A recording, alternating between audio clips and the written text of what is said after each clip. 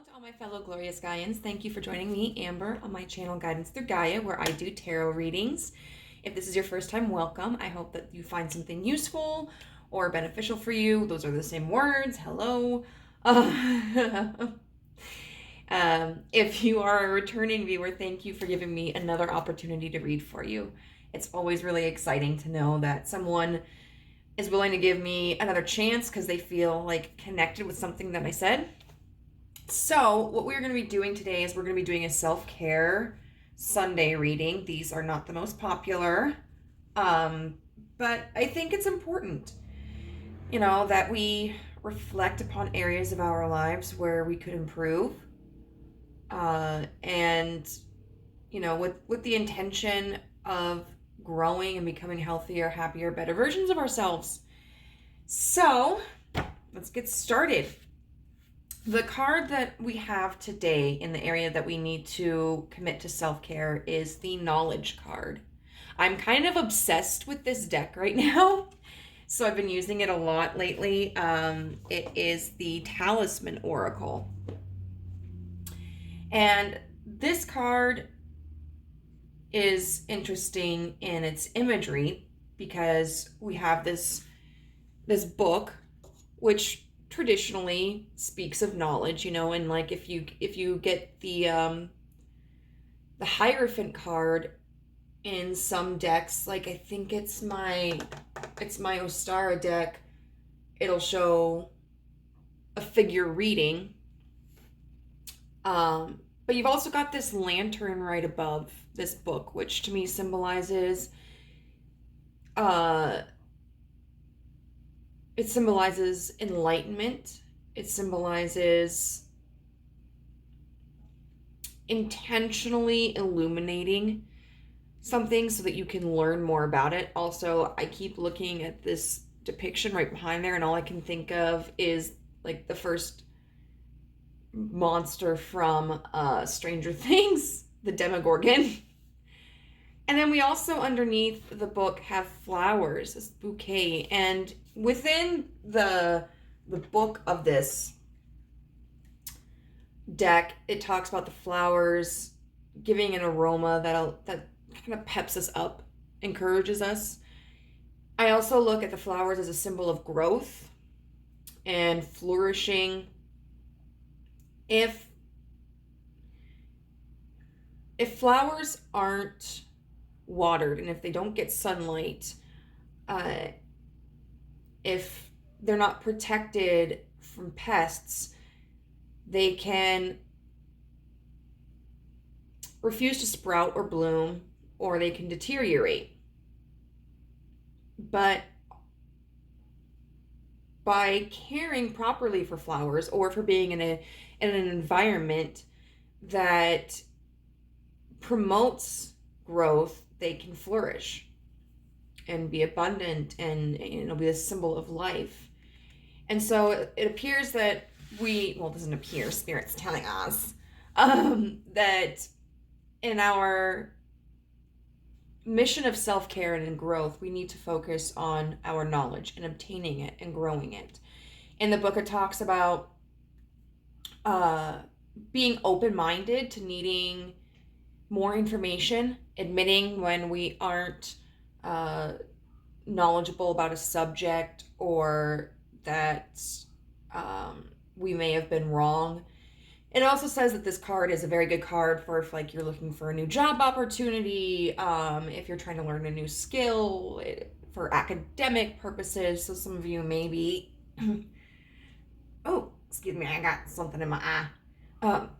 Some of you may be transitioning into a new environment that would require you to learn more deeply regarding a field or a skill.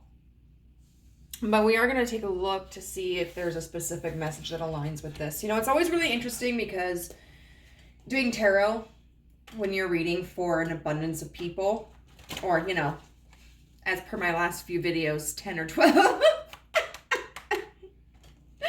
That's several people, because sometimes the messages come out very specifically, like, yo, this is the predominant energy, these are the predominant circumstances, and then sometimes it's very, very generic, very generalized, very like, there are a lot of different ways in which this lesson can apply.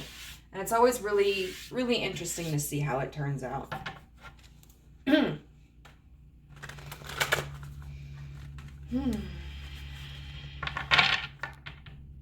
So we're going to see. We're going to look and see what area of our life this knowledge applies to. This need for knowledge. The King of Pentacles in reverse. Which makes sense. A lack of foundation. A lack of stability, which is what we would have if we weren't informed on a subject or a situation. This could also be in relation to finances. Okay. What area of this knowledge in our lives? The Page of Pentacles. So interesting. We have the King of Pentacles in reverse.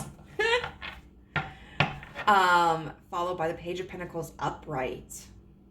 And they're on two totally different spectrums of the court. A Page of Pentacles is a newbie. You know, they're fresh on the scene.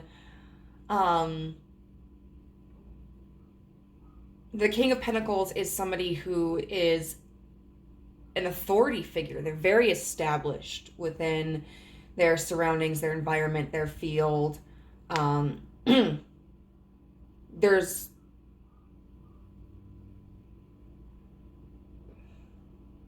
almost nothing that they don't know about a particular scenario.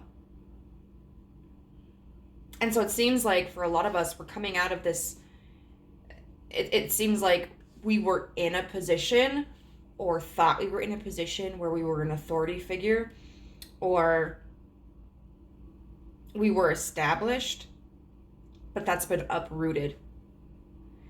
And now we're having to come back and start over from a fresh perspective. So this could be like, you know, switching jobs, getting into a new department, changing your major. It could also simply be talking about how we present ourselves. You know, because the King of Pentacles upright could potentially be somebody who's arrogant, you know? Somebody who looks at their foundation and their wealth and their success and feels superior to others. And maybe we're in a time where we've kind of been knocked off our pedestal and we have to come forward in a more humble stance. And it's interesting with this card because we have a lotus flower here in the bottom corner. And lotus flowers are about growing through trials and tribulations, being in conditions that aren't typically conducive to life, to growth, but we persevere anyway. So let's get one more card. Or maybe someone like has lost a job or lost a lot of their finances. Maybe there's been like a foreclosure on a home, you know, and it's kind of like having to build up your resources. And then we've got the Death card in reverse with the Three of Cups. In reverse, it's a lack of change. And then the Three of Cups is a very social card.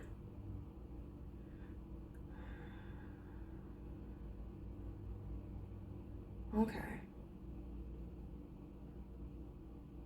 So what it appears is that for a large portion of us,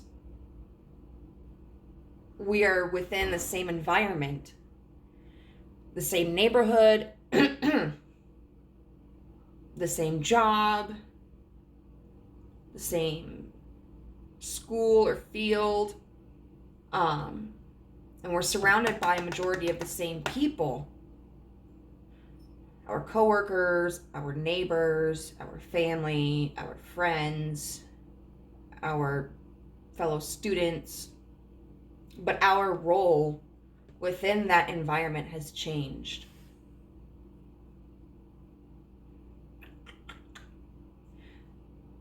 Our sense of security, our perception of ourselves has changed within that same environment. Okay, so how has this been an issue?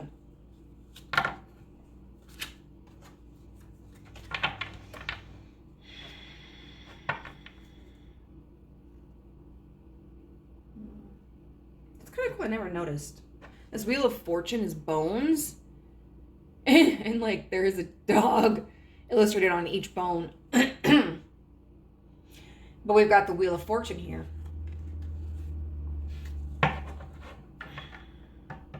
It's like the circle of life, you know, being on top and then having to go back to the bottom and then climbing your way back to the top. And it's almost like something external caused this. You know, the Wheel of Fortune is fate. It's something that at least feels beyond our control. And it's something that's always changing.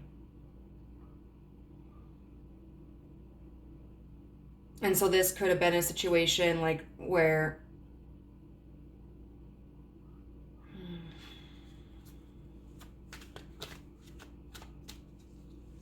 something outside of yourself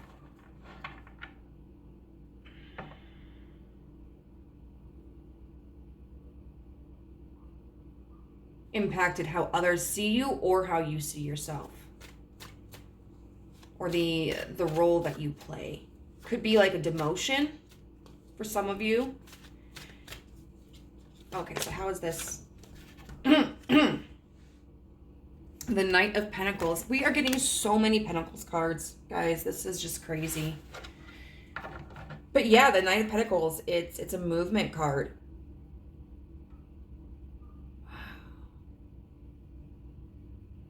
And so progress is slower.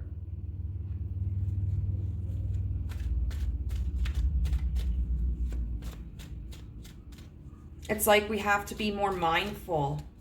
We have to be more practical. And we have to be more cautious. You know, and maybe at some point, like maybe you had skyrocketed in your field. Maybe you became an authority figure very quickly. Or maybe like if you're in college, university, trade school, maybe you were excelling at your studies from a very early point, but then all of a sudden maybe we hit a roadblock and we're not grasping the information, or we're not excelling in the ways that we had originally. Okay, so what else? How has this been an issue?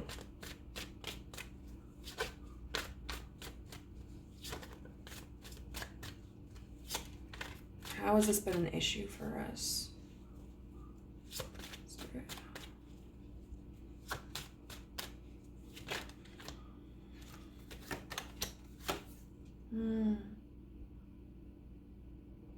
Now we're worried. The Nine of Swords. It's all about confusion and worrying and illusions and being trapped. It's interesting. We have this. I never noticed this here, but this moon up in the corner. And it's funny because the moon can symbolize like a connection to the universe. It can symbolize intuition, but it can also symbolize being confused and a lack of knowledge. And so sometimes maybe there's confusion about what's our intuition. You know, why did we think maybe we were on the right path, only to find out that it didn't take us where we thought we would? And then this is a card of where there's a dog and it's the cat's on the blade. And so it's like this, you know, a dog and cat, they're different species. And so to me, it's like this fear of feeling outside of something, feeling like an outsider, feeling different in some way. And then we've got a black and white cat. And so it's almost like this balance.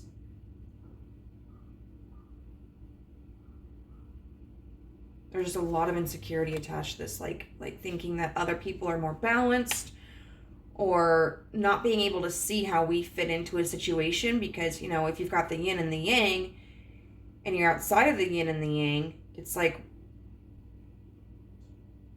where do I fit into that? If a circle is only cut into half, if a circle is only cut in half and both pieces are there, then where do I go?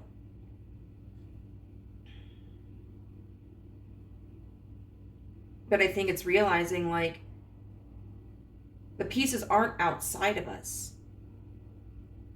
It's not like the pieces are individual entities that we can't cohabitate with.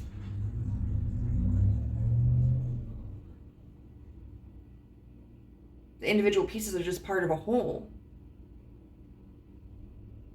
And we can be a part of that whole too. Once we like recognize that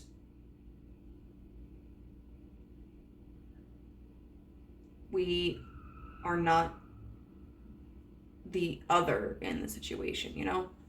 I do want to see like what the kind of fears are. Like, what's this Nine of Swords about?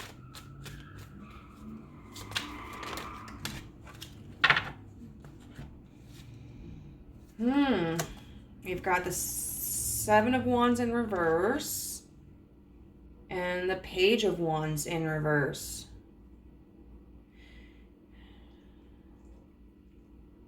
And these cards are about action, about success, about creation. So it's very interesting that we have like Pentacles here primarily, and then we've got these Wands cards. It's like, so the Seven of Wands is about like being defensive. You know, you see this dog right here trying to protect itself against the other wands, but in reverse it's like, you know, lay your arms down, let your guard down, be receptive, be open, be welcoming. But then the Page of Wands, you know, the Page of Wands as a page, just like the Page of Pentacles, is somebody who is new to a situation, who is growing and who is excited to create, you know, excited to learn, to try to master their skill. So it's like this fear of, if I have to start out at this Page of Pentacles again, you know, if I submit to humility, if I accept the role of being an apprentice again, then I'm not going to have the power to be successful. I'm not going to have the power to create. Okay. And that's very heavy. So, I want to see like what advice the universe has for us on how to overcome like this anxiety. Because I think that's the main thing here. I mean, because if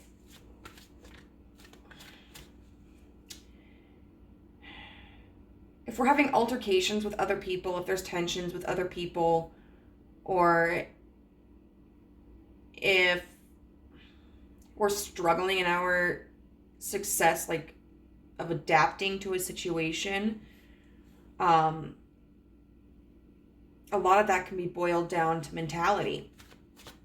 So if we adjust our mentality, if we can calm those fears, then it's funny, like if we can temper the fear of not being able to succeed, we will be more successful. All right, so Spirit, what advice do you have for us? What advice do you have for us?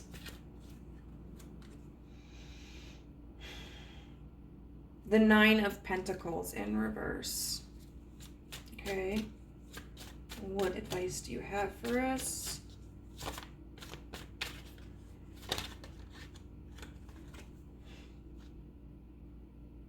The World.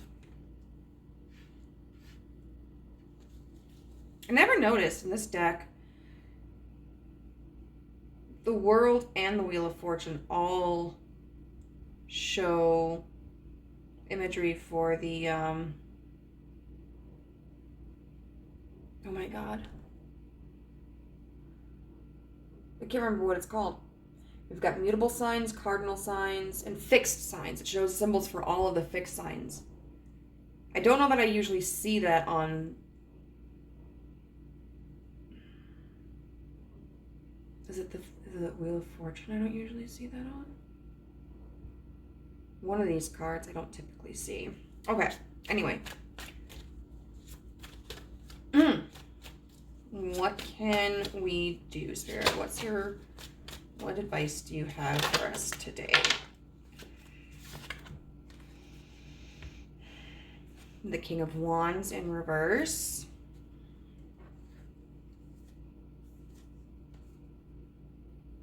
And then the Fool with the Seven of Swords in reverse. I'm going to clarify the Fool with that. So I just got to tell y'all, okay, I've actually been meditating for like the last 4 days on a primarily rather specific situation as part of like my healing process and my shadow work. But honestly, I feel really more receptive and more open energetically. You know, like... It's like living in a basement and trying to use your cell phone and you're talking to someone and the reception is like super staticky, but you're like, I don't want to move. I'm too tired. Like, I'm just going to stay down here. And then finally, you get frustrated enough with not being able to communicate properly with the other person that you go upstairs and whoa, now there's no static. The communication is clear. Like, that's how I'm feeling right now. Anyway, the Nine of Pentacles in reverse.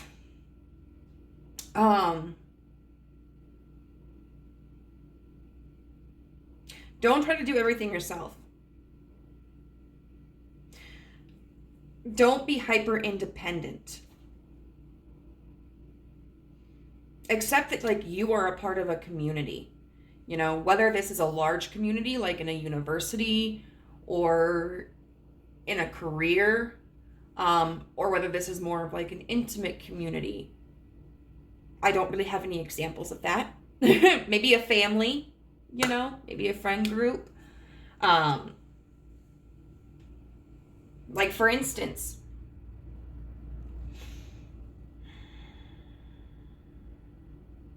if this were a friend group, this could be maybe you had roommates.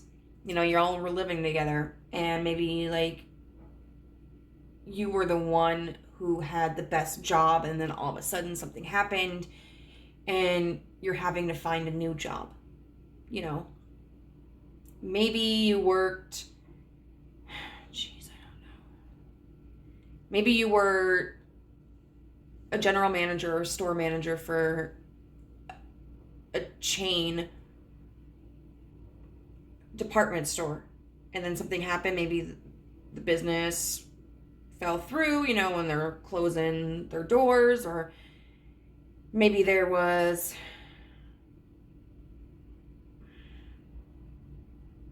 an issue with the job, and so all of a sudden you're no longer a store manager. Maybe you got to start working at Taco Bell as a cashier, you know.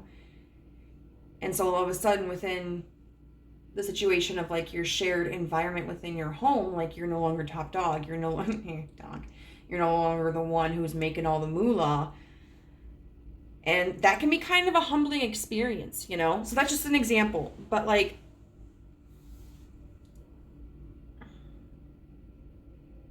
it's okay to share your knowledge, to share your resources. Also, be willing to allow yourself to receive them.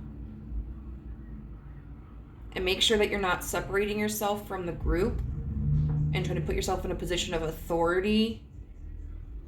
But really like work on being a team member. We have the world, so you can accept, you know, cycles like with this Wheel of Fortune. There's a cycle that has passed. There's a cycle that's been completed. So if it's like the loss of a job or like a demotion or I don't know, oh my God, I was getting A's the first 2 years of my college experience and now I'm struggling to get C's. Accept that, okay, what's in the past is in the past. You know, we can sit here and think about how we used to be a store manager, but guess what? We're not a store manager anymore. Thinking about being a store manager isn't going to magically earn us more money, you know? Right now, we're working as a cashier at Taco Bell. And you know what? It's a job. Okay? And maybe right now we're just focusing on like stabilizing ourselves emotionally after having to make this transition, and then later we can focus on like, okay, you know, is this a company where I want to rise up in ranks, or is this kind of like, you know, I'm content to be in this position for a while, or is it like, you know, this is just kind of a terminal that I'm at until I'm able to find something different, you know? So keep in the present moment. If you're thinking about your grades, well, okay, it's cool that the first 2 years of college you were getting A's, but you're not now. So what's going to be more beneficial for you? I just saw 27. What's going to be more beneficial for you is reflecting on, okay, why am I not getting A's right now? Or at least, even if you're not like looking at why am I not getting X grade, at least looking at why am I struggling? Am I struggling in other classes? Because if I'm not, then it might be this professor's teaching style that I'm struggling with. You know, it doesn't mean that they're a bad teacher or that I'm a bad student. It just means that there is a barrier here between what they're teaching and what I'm learning. Or is it the subject itself? Like, oh, wow, you know, like American history was super simple for me, but now I'm getting into like,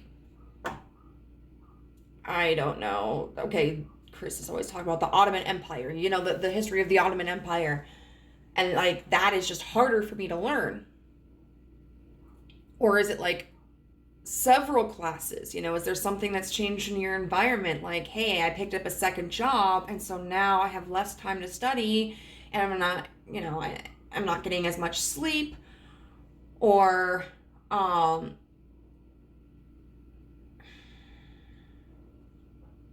maybe I'm applying the same amount of time to studying these subjects, even though these classes are at higher levels.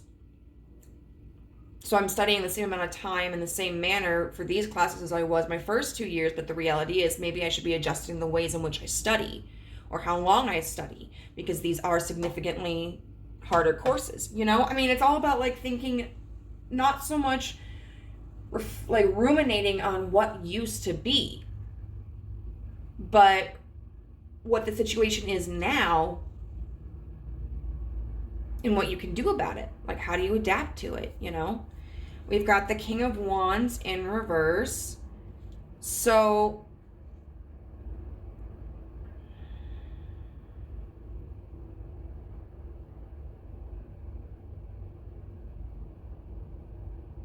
I think this is really a time, because this is once again, an authority figure card.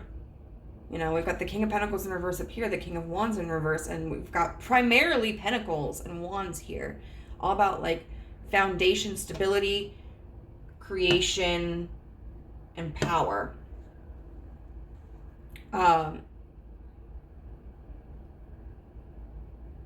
Don't spend your time trying to figure out how you can be the best.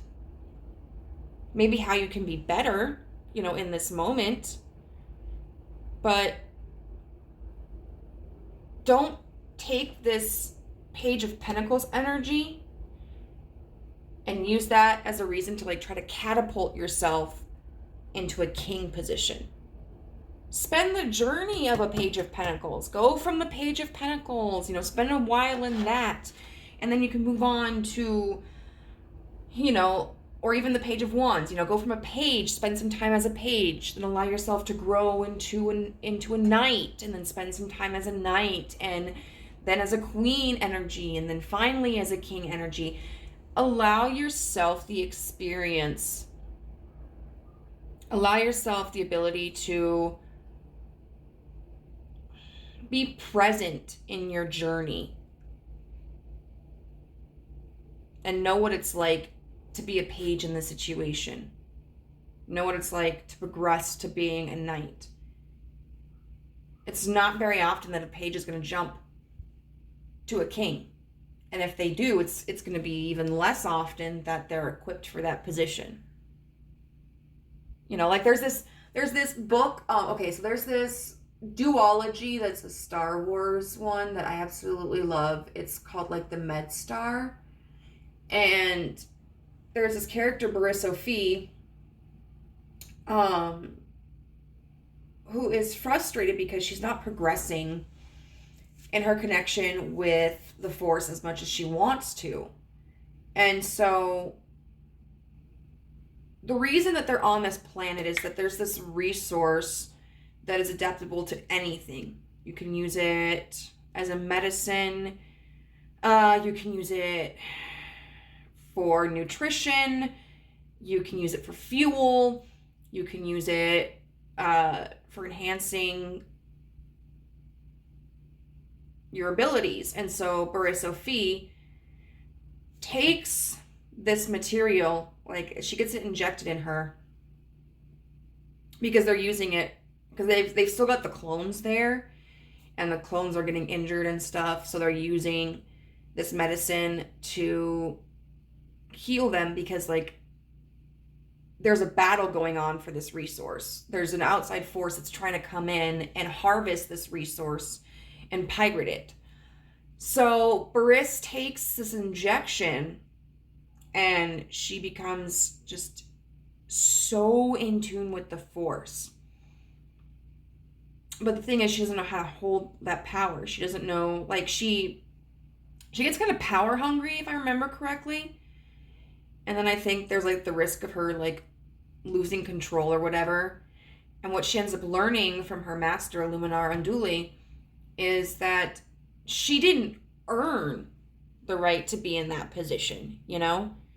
So 33, oh no, was it 33, 44?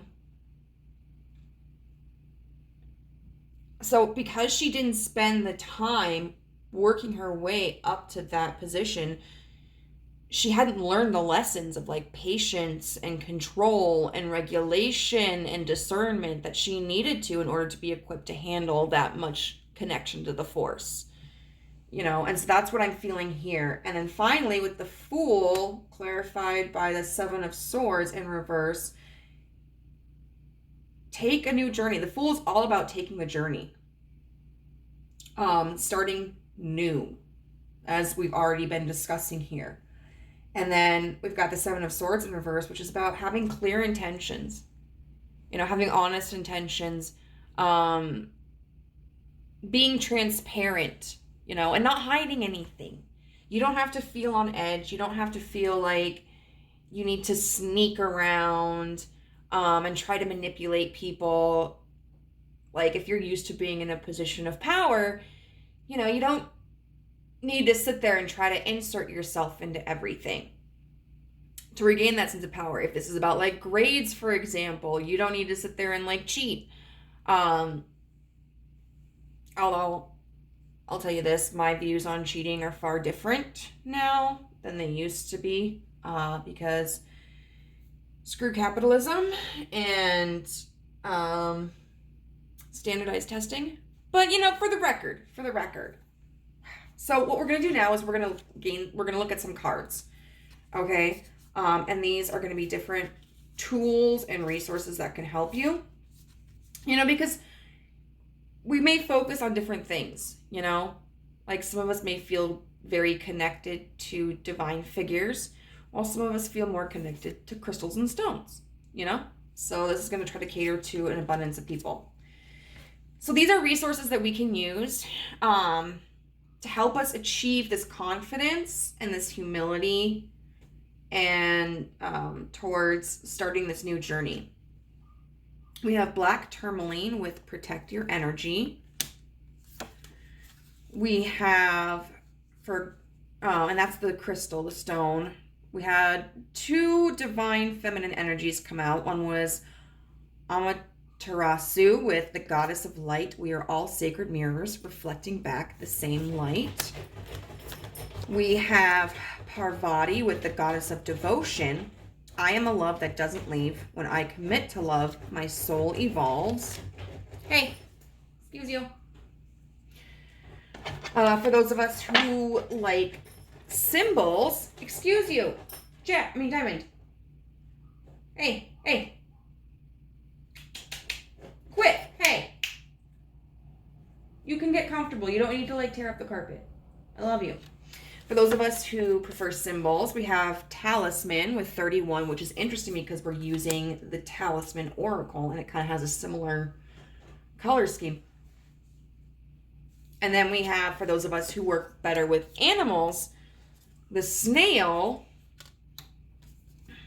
and the fox.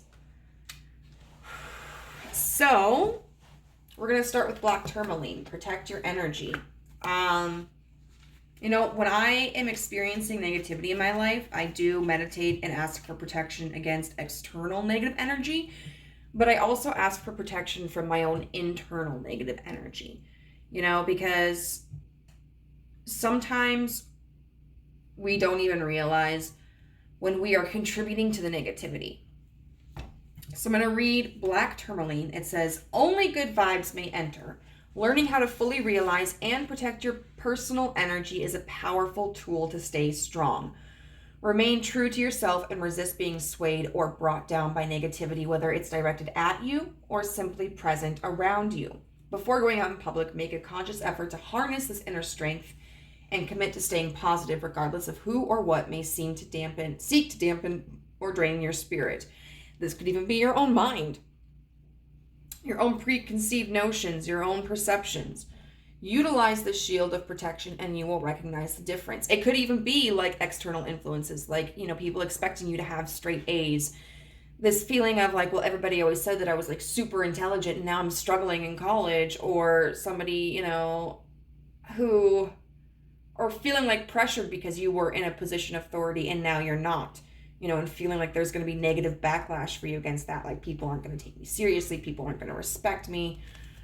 Core questions. Have you been letting others' negativity affect you?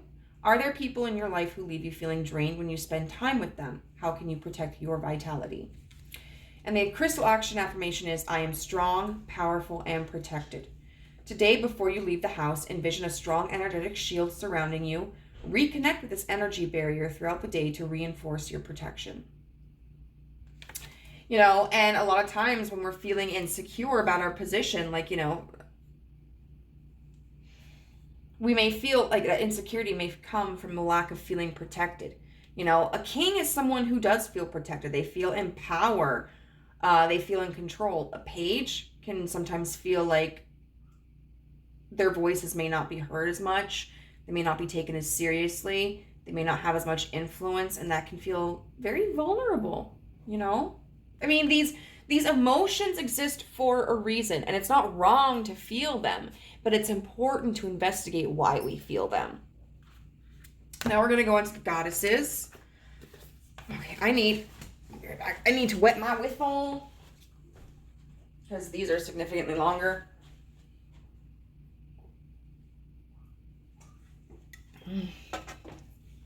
So Amaterasu, the goddess of light, we are all sacred mirrors reflecting back the same light. Takes me back to this lantern image up in the knowledge section. Also reminds us that instead of looking at our differences, and focusing on how we may be superior or inferior to others, or vice versa, realizing that we're the same, that there are a lot of similarities. That's a 40-40. I think it's important in this situation to let down your defenses and recognize that, like, you are similar to others, that you are on the same page. Okay, so we're going to look at what her story is. 150.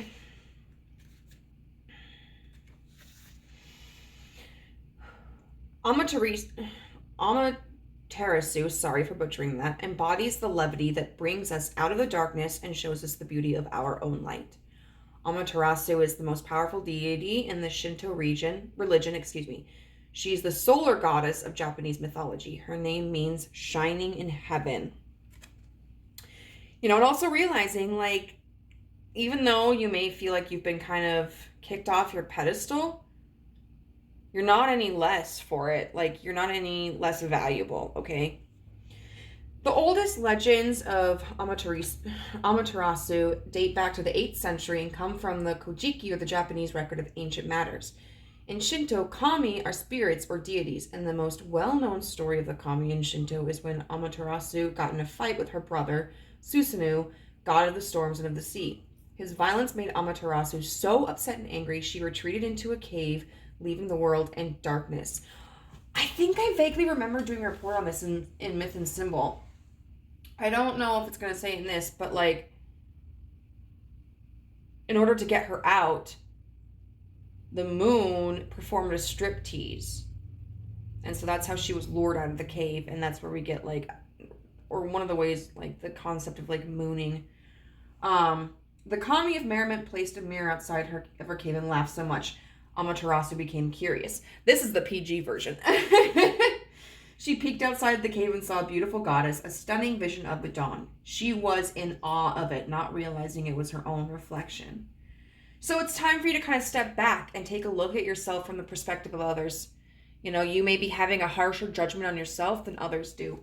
And that can create defensiveness, Our reactions can often be perceptions of our realities. And so we may be thinking others are judging us, but it's because we are truly judging ourselves. Surrounded by laughter, Amaterasu's anger and depression lifted, and she agreed to leave the cave, bringing her light with her back into the world. I like the striptease version too. That's just fun. When your soul selects her card, the cave is so crucial, drawing inward, hiding our light to restore ourselves and to heal from something or someone that felt too intense or aggressive. When we hide our light, though, we aren't the only ones left in the dark. We take our light from the ones who love us as well. So, like, if there was a demotion, it can be very easy for us to just kind of withdraw from everyone because we think, well, we weren't good enough for this. So we can take that very personally, thinking we weren't good enough for it. But we shouldn't retreat. We shouldn't pull our energies back. That's actually going to be harmful to our growth. The beauty of Amaterasu is that she emerges from the cave out of curiosity, attracted to someone else's joy, like the striptease. That's when she meets with the dawn of her own reflection. She doesn't truly see herself and the beauty of her light until she's drawn out of herself. Amaterasu sees her own light once she becomes curious about seeing the light that's around her in the levity and laughter of the other deities. This is the answer. If we've been too long in retreat, if we've been hiding our light not out of self-love and a soulful need for restoration, but out of a reaction to someone else's pain, then we draw ourselves out by focusing on the joy of others. Seeing their light allows us to see our own. It's kind of like, oh, look, they're having fun. I want to be a part of that. you know? Miserable people want to make people miserable, but joyful people bring in people who want to be joyful. And sometimes even the solar goddess needs to be inspired or reminded of why she shines so brightly, not just for the sake of her own reflection, but also for all those beloved beings that need her rays of light to remember their own. Because you are important. You make a difference. Sometimes we need the sight of faces we brighten in order to remember why we are so devoted to finding our way back into the light. So I would gather that there are people in your life who have a lot of respect for you, who value you. And it might be important to like connect with them and enjoy their presence. So that you can like see the difference that you make. And so it says, soul voice meditation. Imagine someone in this moment you want most to see laugh and fill with light. Intention. We are all, wait, so it was her. Oh, usually the intention is different. Like, no, it's not. Just kidding. I'm a liar.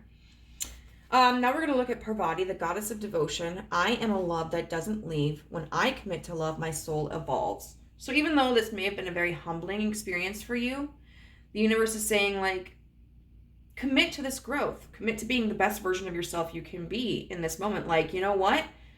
Sucks I'm not a store manager anymore, but I'm going to be the best friggin' Taco Bell employee ever. You know, and I'm not going to stop.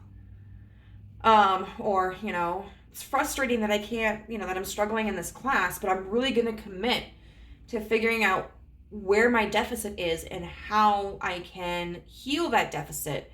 Maybe I need to get a tutor. Maybe I need to talk one-on-one with the professor. Maybe I need to study more or do a study group.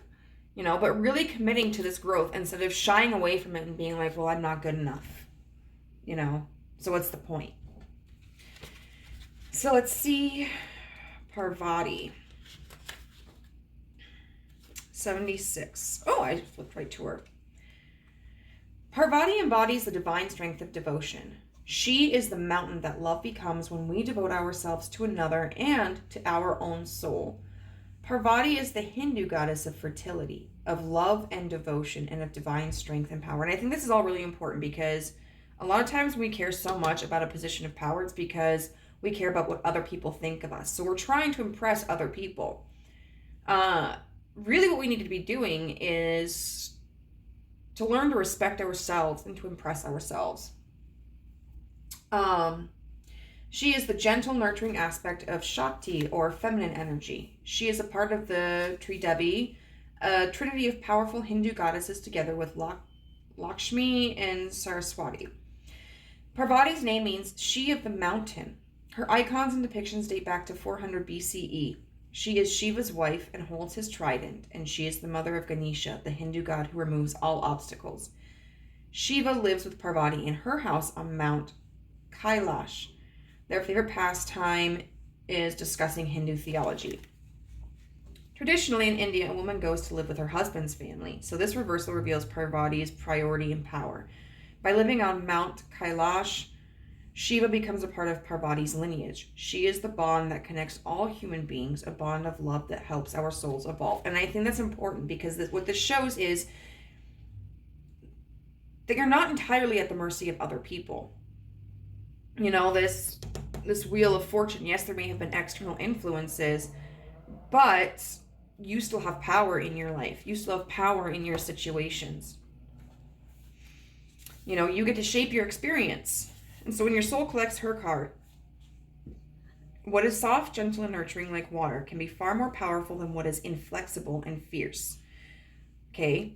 Really, like going from this King of Pentacles to this Page of Pentacles. You know, being willing to learn as opposed to demanding, like, you know, or only being reciprocal to the idea of teaching. The energy of this mountain goddess is about the strength we can give and receive when we devote ourselves to the healthy bonds of love. Parvati is about the divine feminine potency of being a calm, benevolent presence, especially when something seems to threaten a deeply meaningful relationship. Relationship with others, relationship with yourself. Transformation, a relationship with success. Transformation with this goddess calls for a softening. When a situation is hard, even painful, Parvati is suggesting that you allow your fist to unfold. Open and release what is clenched in fear or stress. Remember that your love is a mountain that cannot be moved.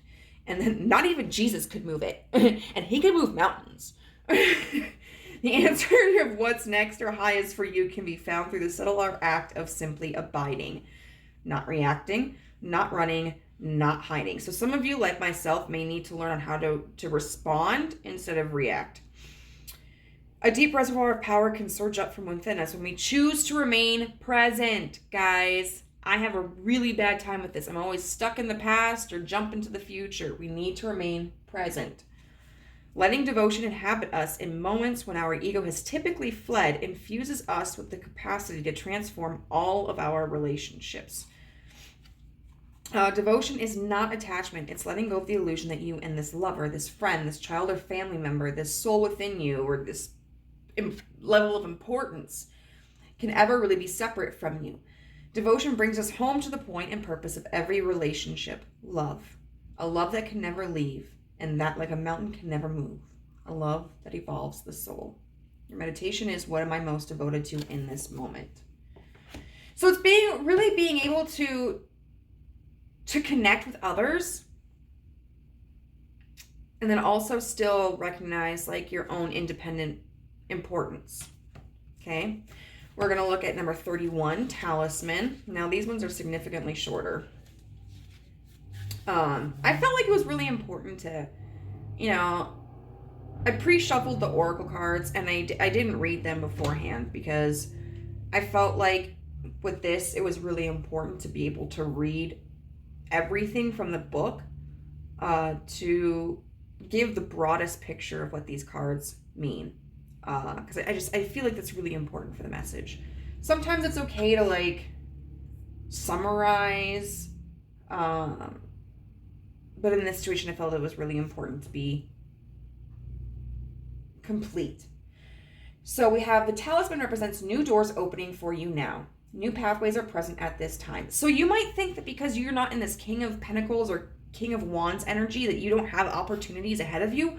Dude, you have an abundance of opportunities. Like, this is exciting, New pathways are present at this time. It also invites you to find or create and charge an appropriate symbol, amulet, or mantra to help support your current endeavors or healing. I don't know, there for a while, when I was feeling insecure about love, I had this pendant that was like an infinity symbol, but it was two hearts connected. And I would carry that in my pocket all the time and just kind of like rub it when I was feeling insecure to like let myself know, like, I will find that romantic partner someday. Like, I'm not unlovable. Someone out there is compatible with me. Several people are compatible with me, and it's not a hopeless endeavor. I've taken like, I have a lion necklace that when I feel like I need to be more courageous, more brave, I wear that. I have a fox necklace where, I wear it when I feel like, hey, maybe I need to be more discerning in this situation. I need to be able to see things more clearly. I need to be more of an abstract thinker, that sort of thing.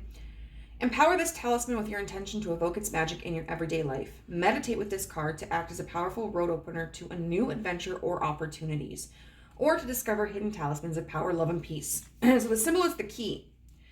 The skeleton key is often used in magic symbolically to move from one place in life to another, and we've been talking about transition this entire time. It also is one of the many symbols of the goddess Hecate, which is interesting that we didn't get her here. When worn as a talisman or charged with intention, the key can free us from our self-imposed cages and move us into the next part of the journey by opening new doors to opportunity. Yeah, self-induced is very important. I don't even know if Hecate is in here. No, she's not. So another goddess, or like you may want to kind of meditate on or work with if you do like deity work or research, even if you don't, is Hecate. I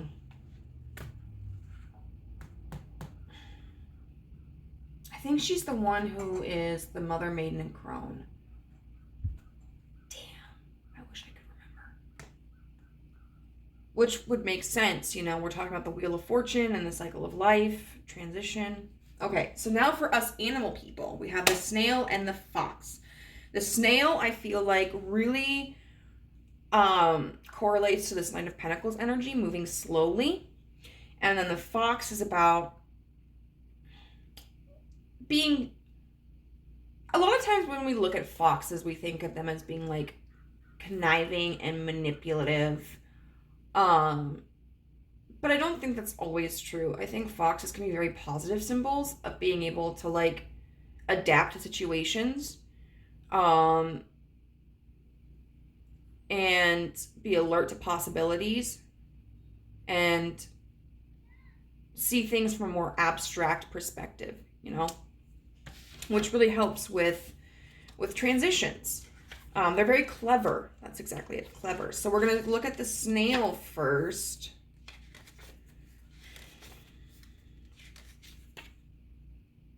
So, a snail says the snail and green poppy. Laziness, sloth, punishment. Snail is for slowness. Green poppy is peace in death. We had the death card in reverse too. Omens. Slow, slimy, stagnant. A pest to many. The snail represents laziness, sloth, and punishment. Poppy flowers represent remembrance. So interpretation is you have been slow in important pursuits. Your attention has been elsewhere, maybe dwelling on some past event or something that you have no control over. Okay, you don't have control over the past anymore. The things that you do have control over are falling to the wayside. Exactly. You need to focus on the present, what you can control. And there is nothing good to come from falling behind on the things that matter. Take action. And then we're going to be looking at the fox. What does the fox say? And the sunflower. Mischief, opportunity, and curiosity. The sunflower represents adoration, the fox, trickster, and cunning. Omens. Known for their cunning, in folklore, foxes are often the trickster. As such, the fox represents a degree of mischief. One of the most recognizable flowers is the sunflower, and the way they grow inward, they grow towards the sun, symbolizes infatuation and adoration. So don't hide in the cave. You know, like Amaterasu, I mean, she is the sun, but be drawn out, you know, to beauty and lightness and laughter and positivity. Maybe it's time to shake things up a bit. Indulge your playful and curious side. Try something new that excites your wit. Explore a new topic that feeds your curiosity. But be sure to keep an eye on your inner circle. Someone may be up to some mischief. Still, it's likely all benevolent fun. And really, like, I would take that last part with a grain of salt. Like, I don't know that necessarily anybody is up to mischief because we're kind of talking about, like, letting your guard down. But it could be beneficial for you to do something more lighthearted.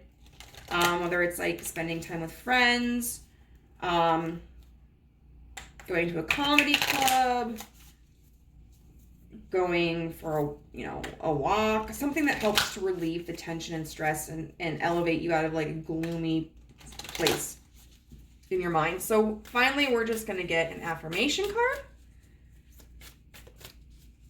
You know, this was a lot longer than I had intended it to be, but I'll tell you what, guys, like, I feel really fulfilled in this message because sometimes I feel like I deliver a message and I'm like, oh, that could have been done better. But I'm really happy with this one today. Gentleness. It has a cloud.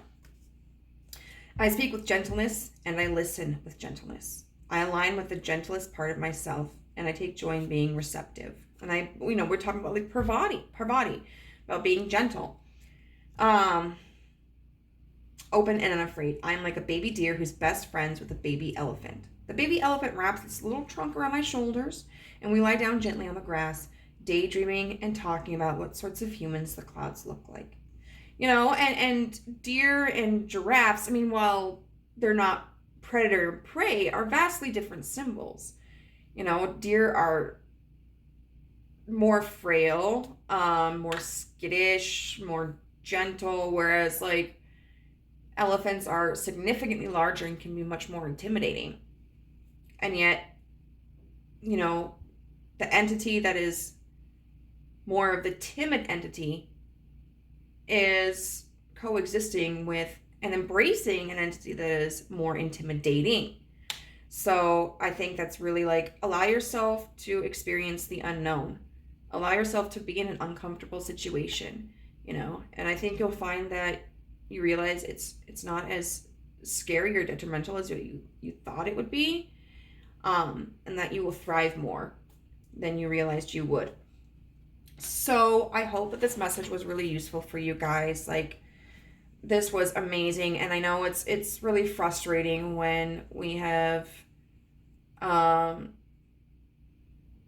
of been forced into a situation where we don't feel as confident about our value or our skills or our reputation. But at the end of the day, what the universe is saying is like, you can be successful, you know, and this doesn't have to be a bad experience. If you accept it for what it is and you live in the present moment and you work on integrating yourself with others, and being open to new experiences and lessons, you're going to be like this lotus flower. You're going to thrive. Okay? So if this did resonate with you, I would love to hear your comment down in the comment section below. If you haven't already and would be interested in it, I would appreciate it if you could hit the like button on this video, and hit the subscribe button and the notification bell so as to be alerted as to whenever I upload a new video. And I do offer personal readings, and if you're interested in that, you can message me at guidancethroughgaia@gmail.com, which is also listed in the description box below, and we can start talking. Bye!